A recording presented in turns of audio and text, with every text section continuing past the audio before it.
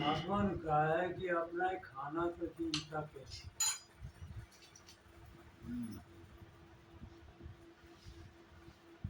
अपनी बाजू में बल है, अपने पास दिमाग अगर है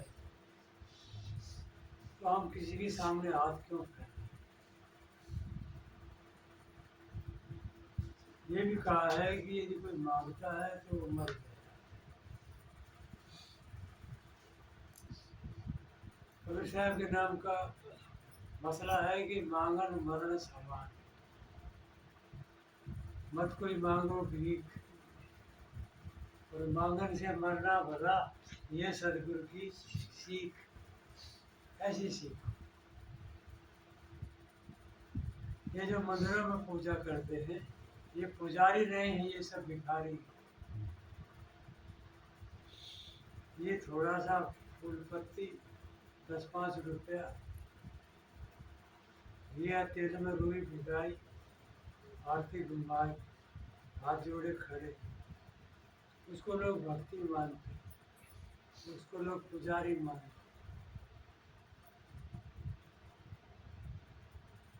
और जो बाहर ऊपर का पूजा का जो उसका क्रियाकलाप आपको दिखाई देता है वो ऊपर की बात है, भीतर है मांग। गरीब जो भिखारी हैं वे बाहर बैठ कर मांगते हैं और जो बहुत बड़े अपने आप को मानते हैं भीतर पहुंच के मांगते हैं। और ये ध्यान रहे कि जिसकी जितनी बड़ी मांग है वो उतना ही बड़ा भिखारी है। कैसे? मान लो 10-5 रुपया खर्चा होता है,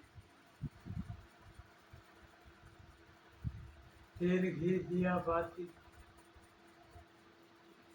या इधर किसी के बगीचे के फूल पत्ती, या 10-5 रुपये की फूल माला लेगी, 20 रुपये का खर्चा करके किसी भी देवी या देवता के आगे आदमी जाता है तो 20,000 रुपये की मांग करता है। खर्चा कितना किया? 20 रुपये। चाहे जिस मंदिर में जाए, मंदिरों की तो कोई कमी नहीं, अलग अलग नाम की, चाहे हनुमान जी का मठ, राम श्याम का मंदिर हो। अब आप विवेक करो, सत्संग का मतलब है विवेक करना, जाग के समझना इस क्रियाकलाप का क्या परिणाम होगा। गुरु कबीर साहब ने कहा है कि भक्ति न जाने और भक्त का, भक्ति का भेद जानते नहीं और भक्त बने हुए। तज अमृत विष कैलिन सार, अमृत को कोई तज दे और विष को, जहर को पकड़े। विष यानी विषय, हर आदमी विषयों की तरफ चलता है। आपने सुने होंगे 5 विषय, शब्द, स्पर्श, रूप, रस और गंध। इन 5 विषयों का हर व्यक्ति, चाहे नर और नारी, वे सब उसी के अधीन है। उनकी इच्छाएं, उनका तन मन, सब जीवन वहीं पर लगा रहता। अब जो आदमी अपने बंधनों को ठीक से नहीं जाना तो उसकी मुक्ति कैसे?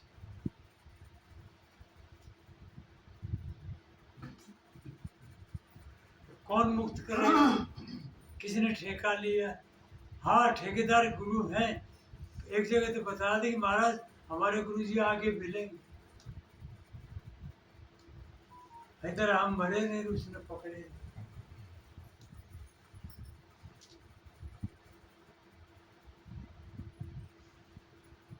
ये लोग तो इनकी बात, इनकी ढंग से बात समझी जाए तो ये गुरु को भी लपेटा देते।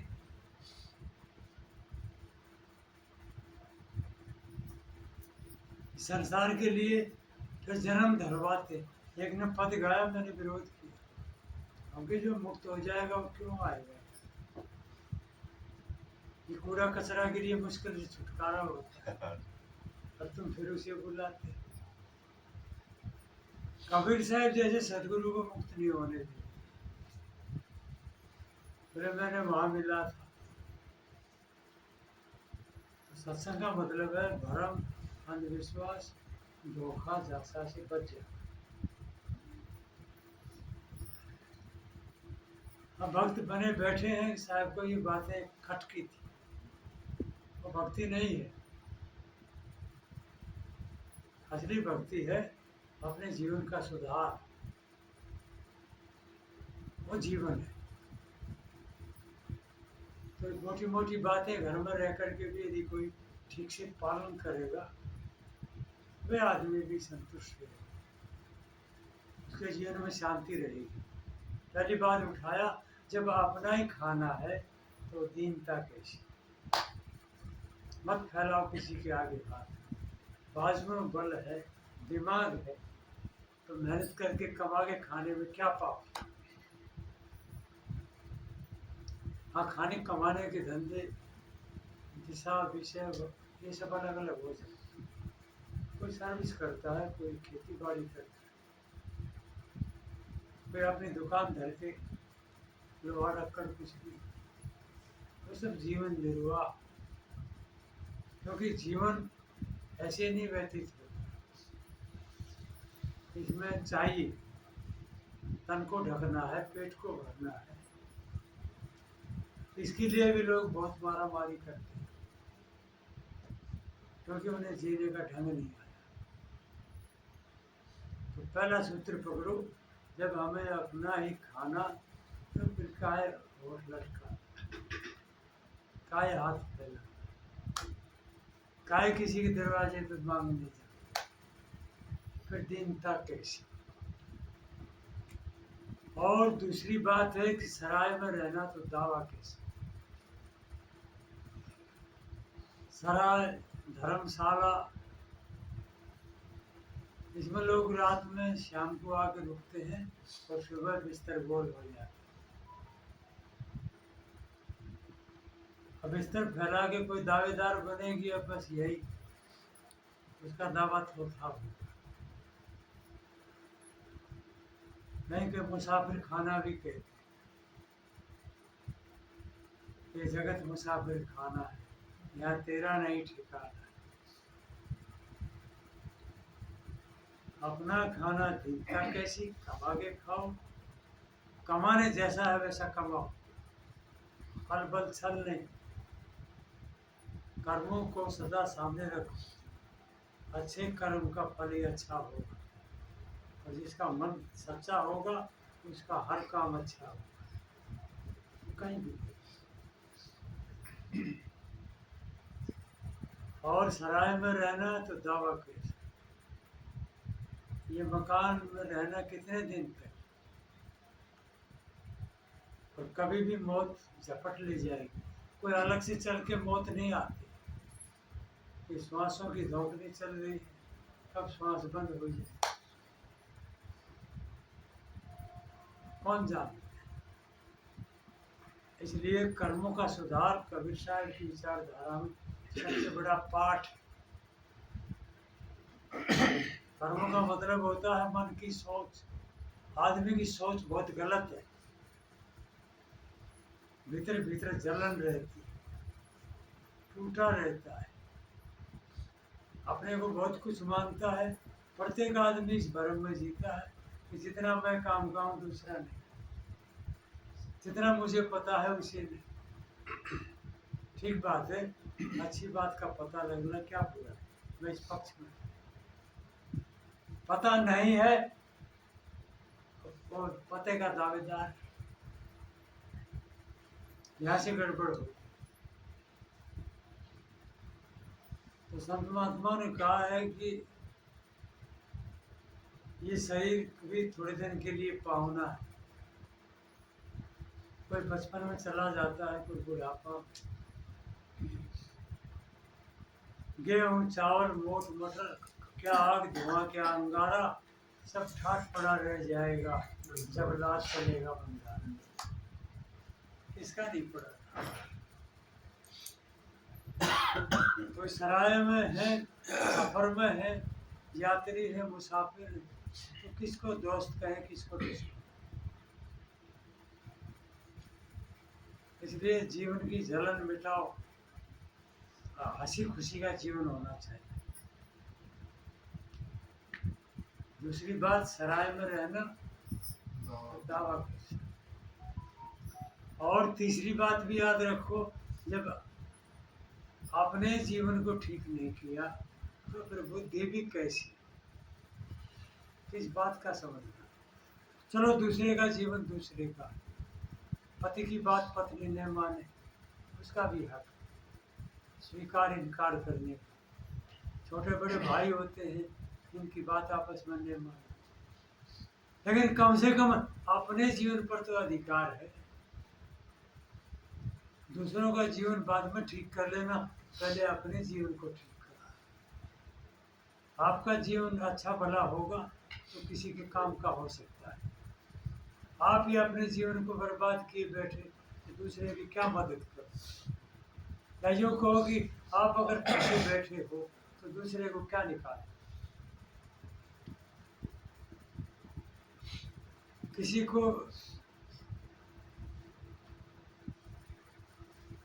को बेशक अगर आप मददगार बनना चाहते हैं तो पहले खुद को बचा के रखो। खुद बचे रहोगे तो किसी को बचा भी लोगे।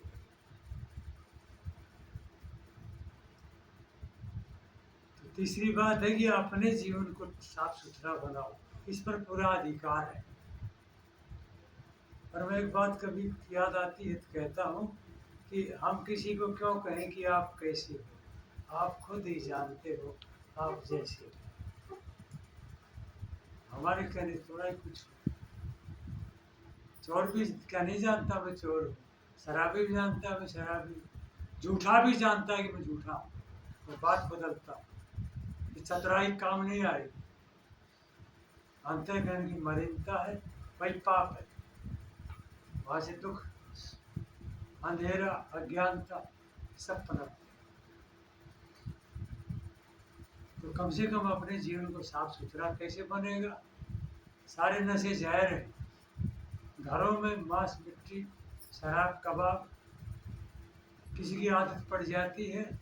ये गंदी आदत का पड़ना बहुत आसान है, मगर उसको छोड़ना, उससे छूटना ये बहुत कठिन है। उसकी गुलामी ढोता रहता है। परिवार में एक नशेड़ी पैदा हो जाए, पूरे घर की जड़ें हिला देता है। धन भी गाय, स्वास्थ्य भी गाय, इज्जत पर भी हमला, रोज झगड़ा, क्या फायदा। सत्संग का मतलब है विकारों का दूर होना, शुद्ध विचार भीतर। तो सोच ठीक कीजिए, भीतर से सोच जिसको कहते हैं मन। जिसका मन गंदा होगा, याद रखो उसके वचन भी गंदे होंगे। घरों में गालियां देते रहते, माँ की, बहन की, साला ससुर की, जिसको बोलने तक का सलीका नहीं। कि क्या घर बनाते, क्या घर बसाते। तो अपने जीवन पर आपका पूरा हक है, साफ सुथरा बनाइए। 3 बातें हो गई हैं, याद कर लेना। भूल भी जाओगे तब भी कुछ न कुछ तो भीतर कट जाएंगे। पहला, कमा के खाइए, ईमानदारी के साथ खाइए, रूखा सूखा इसे कुछ घाटा नहीं रहे। साहब ने कहा कि रूखा सूखा खाए, ठंडा पानी देख पर आई चोटुली, मत ललचाओ। ये आदमी लपकता रहता है, किसी के धन को देख कर, किसी के सुख को देख कर, किसी के रूप को देख कर अपनी जगह नहीं टिक पाता। तो कब होगी लपका लपकी खत्म। हर शाम का ढांचा, बुढ़ापा कितने लोगों का हो गया, बचपना नहीं गया। इसलिए ज्ञान में बड़ी ताकत है, ज्ञान से जियो, समझ बढ़ाओ। समझ बढ़ाने के लिए सत्संग करो। घर में एक आदमी समझदार होगा तो सबको साफ सुथरा रखने की, करने की कोशिश करो।